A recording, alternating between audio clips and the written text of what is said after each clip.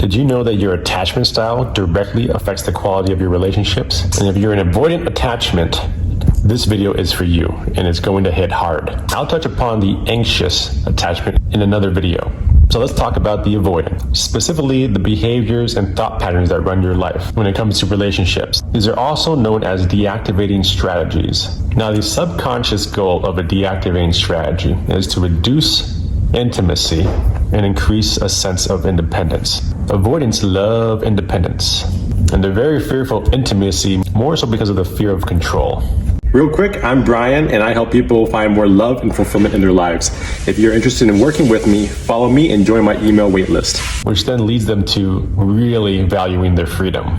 Now, this patterning of reducing intimacy and trying to increase independence, it's really a coping strategy from trying to resolve childhood trauma.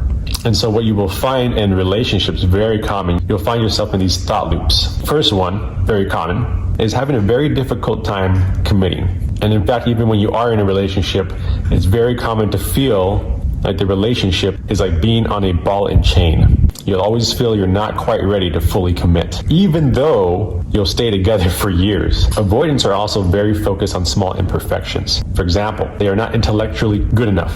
They are not tall enough. They are not funny enough. They are not sexy enough. They are not a skilled lover. Actually, we all want a skilled lover. Come on. Kidding. Everyone can learn. Anyways, the point is that there's so many flaws that avoidants really hyper-focus on in an attempt to elevate themselves and downplay their partner to, again, reinforce this primary dynamic, right? We want to reduce intimacy, trying to escape any sense of control that our partner is trying to have over us. And trust me, I have been an avoidant and I have done all of this, including what I'm going to describe next. Next up is longing for an ex or the one. So you'll either be thinking that the perfect one, the perfect match is just around the corner, and that perfect match meets all of these little requirements, which ultimately is a fairy tale because no one is perfect and we all have stuff to work on. It's very common to remember the good qualities of an ex. Even when you're in a new relationship, your mind will reminisce about a past ex who, when you were in relationship with them, they were not perfect enough. They had all these superficial flaws, but now that the intimacy threat is gone, it becomes easier for you to finally see the good qualities of them. It's a pretty funny mind game that avoidants do to themselves. Another one too is reminiscing about being single. So if it's not an ex, then it's reminiscing the freedom that you once enjoyed being single. And I have definitely done that myself. Ultimately, what happens is that you're stuck in the past or the future, either thinking about the one or the past of being single, or an ex that was supposedly better than your current situation. The problem with this is that avoidants forget how lonely they were when they were not in a relationship. And then when they are in a relationship, they are hyper-focused on all the imperfections and the things that are going wrong, and then they start reminiscing about the past and future. And so ultimately, they're just constantly not satisfied with the present moment. It's very hard to enjoy the present relationship or the present situation because they're essentially always avoiding it. Another big one is keeping things foggy or being secretive. And a big part of that is fear of conflict.